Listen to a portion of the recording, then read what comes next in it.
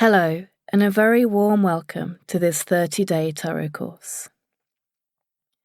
My name is Keziah Gibbons, and I've been reading and teaching tarot internationally now for a few years, and I still find myself drawn to, fascinated by, and constantly learning something new about the tarot. I love it, and I hope that by the end of these 30 days, you will too. I'm so pleased that you've taken this opportunity to join me in using the tarot as a tool for connecting with your own inner guidance and gaining clarity and perspective around that which you choose to focus on. In today's lesson, I'm going to share a little bit about the course structure and teaching methods and give you a brief feel for the content before we come to tune in to what specifically you want to get out of this course and what it is that you need to do it. The title of this first day is The Fool Sets Out, and I've actually titled each day with a certain tarot card, which relates in some way to the theme of the lesson. So today's card is the Fool, who is the first card in the Major Arcana. We'll go into what the Major Arcana is in more depth later in the course, but for now, let's say that these are the cards which represent the soul's journey in the tarot. And it's enough to know that they are numbered from 0 to 21. So, the Fool is card 0, coming right at the beginning of the Major Arcana, and is definitely a card of beginnings. It's for this reason that I've chosen the Fool to introduce today's lesson. And because the Fool, being a number who is not a number, is sometimes seen as the protagonist who makes the journey through the tarot, just as we, together, are setting off today on our own journey of discovery. The Fool is often portrayed as being about to step off a precipice, and depending on how you read it, seems unaware or uncaring of where this next step may take him. We cannot know what is beyond the cliff edge. The drop may, after all, be only a few inches, or it may be a transformative leap. But we do know that the Fool needs qualities of faith, trust, and perhaps a little openness, curiosity, and courage to take that step. It is those qualities which I invite you to bring to this course as we take our first steps into the tarot. So what is the tarot?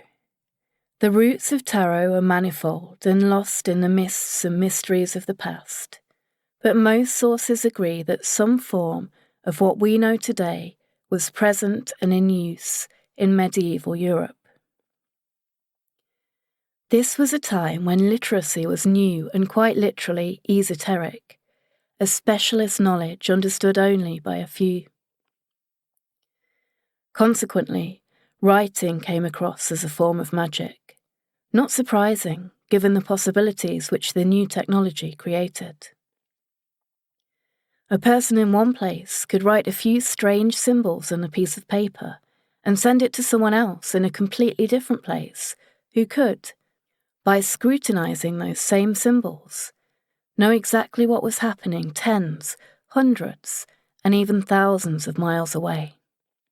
To the uninitiated, this unheard-of power must have seemed like magic indeed. Working with the tarot is a similar kind of magic. Here is a tool which, used correctly and with conscious intent, can put you in touch with information that was previously unavailable to you, and empower you to take intentional action to make changes and manifest what you need in your life. So what is this tool? The more I work with the tarot, the more limitless the possibilities appear to me, but for the purposes of this course, there are some things that are going to be included, and some things which will not feature at all. We will not be using the tarot to tell fortunes in the classic sense of the words. What we will be learning is how to use the tarot as a focus of your intuition. And so the messages you will be receiving from the tarot will be those that you already know on some level and will be about the present situation.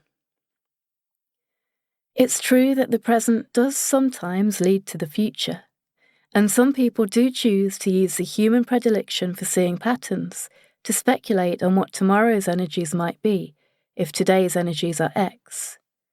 But we'll leave that aside for now and concentrate on the more tangible aspects of the tool. So what, then, is intuition? Intuition is the ability to form understanding of or reach for knowledge without having a conscious awareness of where that information came from. We are all exposed to millions of pieces of information all the time. From the visual information about your surroundings, colours, shapes, distance, to the number of different sounds you hear all at once, to the sensations within and without your body, and all the possible different meanings of each of these. You are bombarded with information every waking moment. Of course, you can't process all that consciously, and that's why the conscious mind filters out all of the information which is not useful to you in whatever you're doing. But the information is still there and available to you in your unconscious mind. So where does this information come from? Well, some of it is just there, in your experience and your ability to draw conclusions from pattern recognition and unconscious learning from past experience. Some of it is in the environment, the conversation you had no conscious idea that you'd overheard, the occurrence that you looked past as your logical left hemisphere searched for whatever you were thinking of at that moment. So some of the information is just lying around waiting for you to pick it up. Some people also believe in guiding energies.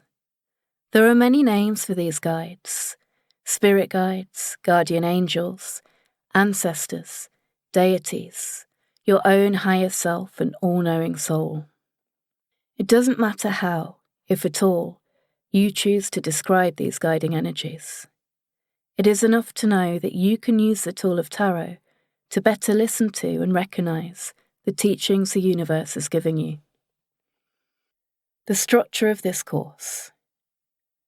There are a total of 30 10 to 15 minute lessons in this course, and you can listen to them daily or choose to leave time as you absorb and apply the key learnings in each one. And you can, of course, always come back to any lesson you would like to listen to again. For each element of the course, we'll cover enough basic theory to support what you're doing without going too much into doctrine or dogma. This is a really important point about the nature of this course. The main course outcome is not for you to learn the set meanings of a set of 78 cards. You could do that from any book. The intention behind this course is that you learn to be comfortable, both with the cards and with working from your own intuition, and that if you are spending time puzzling out meaning, it is from your own interpretation of the cards and not some stock answer. So there won't be any memorizing of set meanings, but there will be some explanation and presentation of frameworks and structures to help you to shape the meaning as it reveals itself to you. Once the theory or structure has been introduced, you'll be given exercises to help you to explore and apply it for yourself, with the aid of real-life examples from my clients and students where possible. One or two of the exercises will be in the form of guided meditations. You'll get as much out of this course as you put in, so I do encourage you to approach it with openness and curiosity, to give each of the exercises a go. I also welcome any feedback on the course. So without further ado, there are 4 steps for you to take today. Get yourself a deck of tarot cards. This course is full of practical exercises and you will gain so much more by having and using your own deck. A word about provenance. Some people can be a little bit precious about where your deck is from, saying, for example, that you shouldn't buy your own deck, and I'm sure there are other superstitions out there along similar lines. Whereas I can understand the positive energy associated with owning a deck of tarot cards that has been given to you as a gift or inherited from someone who worked with them, it really doesn't matter that much.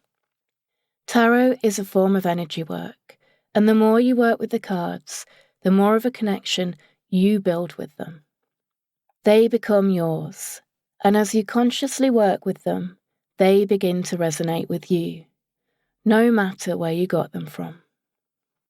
And if you're buying them yourself, then you have the added bonus of being able to choose your favourite from the myriad beautiful and exciting decks which are available.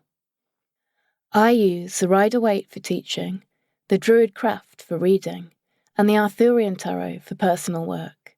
But thousands of decks are available, and I would really encourage you to choose the one that calls to you. So that's your first task. Find yourself some tarot cards. Most tarot decks come with an explanatory booklet or book, which includes meanings for some of the cards.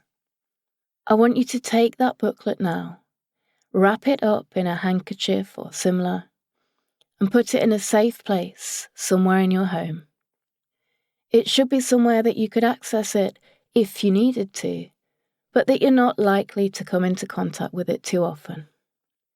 My invitation is for you to leave it there, out of the way, until you have finished this course.